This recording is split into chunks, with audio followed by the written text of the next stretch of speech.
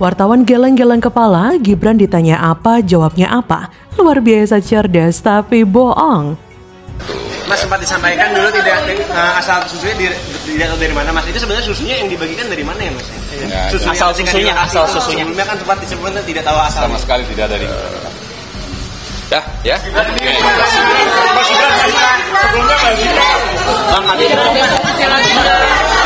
Coba perhatikan ya, Gibran jarang menatap lawan bicara ketika berbicara atau berdialog. Ketika bicara, seringkali tatapan matanya malah menerawang entah kemana. Di luar soal cara berkomunikasi ini, isi atau materi komunikasi dari Gibran juga tampak terbatas. Yang jelas, kemampuannya masih jauh lah dari yang dituntut terhadap seorang cawapres. Halo, selamat datang di channel Redaksi Jurnal. Cawapres nomor urut 2, Gibran Raka Buming Raka, tidak menjawab saat ditanya asal-usul susu yang ia bagikan di saat Car Free Day di Jalan Sudirman Tamrin pada awal Desember 2023 lalu. Saat ditanyai tentang hal tersebut, Wali Kota Solo itu justru membuang muka. Mulanya, Gibran memberikan keterangan di saat selesai menjalani pemeriksaan dari Bawaslu pada Rabu 3 Januari. Kemudian, ada pertanyaan dari mana asal-usul susu tersebut. Sebab, Ketua DPP PAN Zita Anjani yang ikut dalam CFD tidak tahu dari mana asal-usul susu tersebut dan sudah ada ketika ia sedang berolahraga. Gibran sempat memperhatikan wartawan yang bertanya itu. Namun saat pertanyaan selesai disampaikan, ia justru tidak mau menjawabnya. Gibran sempat berdiam ketika wartawan selesai menyampaikan pertanyaan, seperti berpikir mau menyampaikan jawaban. Tapi ternyata Gibran tidak jadi menjawab dan melengos meninggalkan wartawan. Saya yakin wartawan yang ada di momen tersebut dibuat bingung. Bagaimana tidak? Sekelas cawapres tapi jawab pertanyaan sesederhana itu saja seperti orang linglung dan kebingungan. Kualitasnya begitu rendah. Dia itu seperti tidak memiliki integritas sama sekali sebagai seorang cawapres. Seperti sok berwibawa, sok memiliki kualitas tapi isinya kosong melompong. Tak ayal, reaksi Gibran tersebut langsung menjadi sorotan netizen. Mereka merasa aneh dengan sikap Gibran yang tampak enggan memberikan keterangan terkait susu yang dibagikan. Reaksi Gibran ini dinilai sangat berbeda saat ia debat cawapres pada 22 Desember. Netizen menilai bahwa saat debat Gibran terlihat begitu lancar, berbeda saat menjawab pertanyaan dari awak media. Miris ya melihat kualitas Gibran seperti ini, menambah keheranan saya. Dari hasil-hasil survei selama ini, terbukti bohongnya. Paslon 02 memang pintar, tapi pintar dalam hal ngeles, pintar mangkir, pintar bersandiwara, pintar gimmick, pintar berulah, pintar berdalih, dan pintar ngebohongi rakyat. Benar-benar bikin muak. Sebelumnya Bawaslu Jakarta Pusat memutuskan bahwa kegiatan Cawapres nomor urut 2, Gibran Raka Buming Raka, membagi-bagikan susu gratis di area hari bebas kendaraan bermotor atau Car Free Day di Jakarta pada awal Desember lalu sebagai pelanggaran. Apakah Bawaslu akan serius terus menindaklanjuti dugaan pelanggaran yang dilakukan Cawapres nomor urut 2? Gibran merupakan cawapres Prabowo yang merupakan Menteri Pertahanan sekaligus Ketum Gerindra. Prabowo Gibran didukung oleh banyak parpol besar seperti Gerindra, Golkar, Demokrat, dan PAN. Tidak akan mudah untuk menindaklanjuti, menelusuri dugaan pelanggaran yang dilakukan Gibran di CFD. Apalagi Gibran menganggap kegiatannya membagikan susu di CFD tidak termasuk kegiatan politik karena tidak ada alat peraganya, atribut, ataupun ajakan untuk memilih. Bila ini memang tidak dianggap kegiatan politik, para caleg termasuk peserta pilpres lainnya bisa dong membagikan sembako ke warga tanpa mengajak untuk memilih, tanpa alat peraga dan atribut politik lainnya. Toh masyarakat akan mengerti dan tahu sendiri dari siapa sembako tersebut berasal. Otomatis mereka akan terpengaruh untuk menentukan pilihan. Suatu keuntungan tersendiri bagi para caleg dan peserta pilpres dalam berkampanye. Bawaslu wajib mengusut tuntas kegiatan Gibran ini bila tidak dianggap kegiatan politik. Politikus lain mungkin akan meniru karena aman tidak dianggap kegiatan politik. Bila ini terjadi, dikhawatirkan politik uang akan masif terjadi di mana-mana. Bagaimana menurut Anda?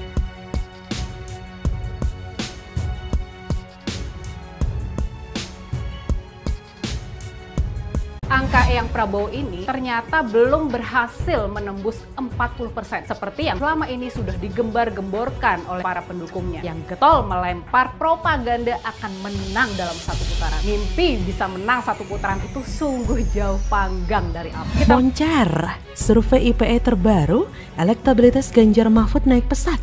Dekat rakyat, jujur, bebas KKN. Bikin kubu sebelah ketar-ketir. Auto gagal melaju satu putaran.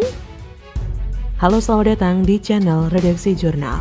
Hasil survei Indonesia Political Expert menyebutkan survei yang dilaksanakan selama 3 periode, yakni periode Agustus hingga September, kemudian periode November, dan periode Desember 2023, menunjukkan pasangan Ganjar Mahfud berturut-turut memperoleh elektabilitas 30,45%, 32,78%, dan 33,57%.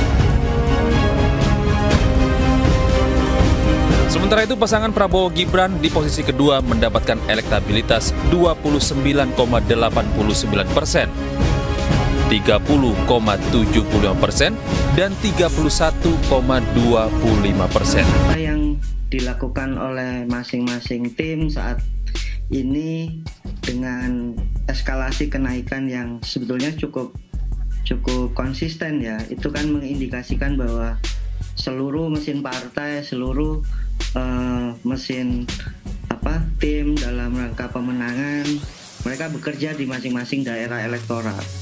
Dan kedepannya tentu dengan banyaknya tayangan, baik itu di sosial media, di mana dan lembaga-lembaga resmi negara semacam KPU yang menggelar debat, walaupun itu tidak begitu signifikan, artinya masyarakat sudah mulai tercerahkan dan ya pada akhirnya mereka sudah siap untuk menentukan pilihan. Kita masih akan tetap menghadapi Pilpres 2 putaran. Sementara itu, suara Pak Anies juga stagnan, belum berhasil menembus angka 20%. Malahan, kalau mengacu ke survei Litbang Kompas, suara Pak Anies ini malah konsisten turun terus dan sekarang ada di level 16,7%. Jadi mari kita tetap optimis. Mas Ganjar dan Prof Mahfud belum habis. Mereka bisa rebound dan kemungkinan untuk rebound malah sangat tinggi. Mas Ganjar dan Prof Mahfud tinggal lebih konsisten saja dalam menyampaikan komitmen bahwa pencapaian Presiden Jokowi yang memang sudah sangat baik bakal dilanjutkan. Langkah ke arah sana memang sudah dimulai oleh Mas Ganjar dengan kunjungannya ke IKN. Mas Ganjar pun berkomitmen akan berkantor di IKN kalau kelak terpilih sebagai presiden.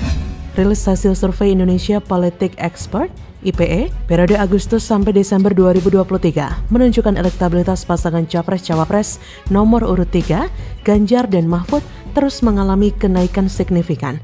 Kenaikan elektabilitas ini diyakini punya kaitan dengan sosok Ganjar Mahfud yang dinilai dekat dengan rakyat, jujur dan bebas dari kasus korupsi, kolusi, dan nepotisme.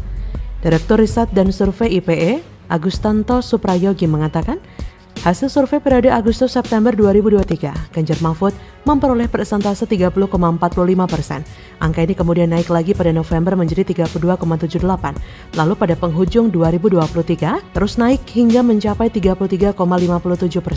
Sementara itu, masih menurut survei IPE, dikutip dari iNewsroom, paslon Capres-Cawapres nomor urut 1 Anies dan Muhaimin pada periode Agustus-September 2023 hanya memperoleh 23,79% suara.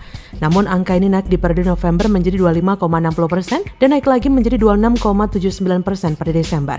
Pasangan Capres-Cawapres nomor urut 2 sendiri, Prabowo Subianto dan Gibran Raka Buming Raka, memperoleh 29,89% pada periode Agustus-September, lalu naik lagi menjadi 30,75% pada periode November, periode Desember naik lagi menjadi 31,25%.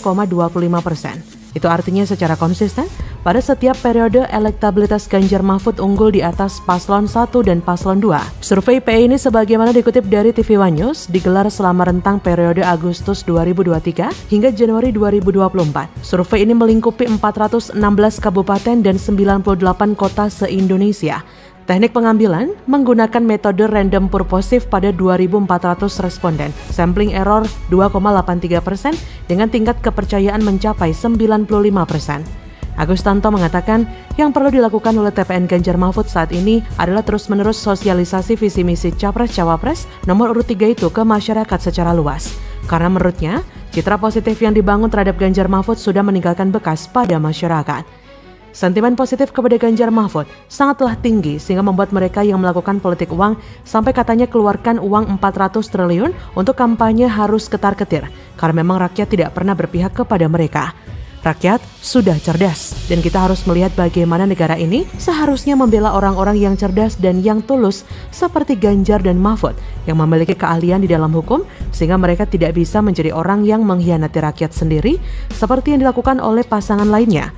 Kemenangan Ganjar dalam survei yang dilakukan oleh lembaga independen ini membuat suatu cermin bahwa kita, Indonesia, masih harus lebih berbenah lagi agar bisa menyatakan profesionalitas dalam melakukan survei dan tidak terima bayaran dari salah satu pasangan calon. Lantas mereka dapat dana dari mana untuk melakukan survei? Yaitu urusan mereka dong, kita nggak perlu urus campur. Yang pasti tidak boleh datang dari salah satu pasangan calon yang tentu akan mengubah tendensi atau keberpihakan dari scientific knowledge menjadi political demand alias keinginan politik. Akhirnya mari kita lihat ke arah mana drama politik ini akan mengalir, juga bagaimana jalannya pencoblosan pada 14 Februari mendatang yang akan menentukan nasib setiap paslon. Kecuali ada pengaturan luar biasa yang menghendaki Pilpres harus berlangsung satu putaran, sepertinya kubu Prabowo Gibran kudu rela menerima kenyataan ambisi satu putaran mereka bakal gagal. Bagaimana menurut Anda?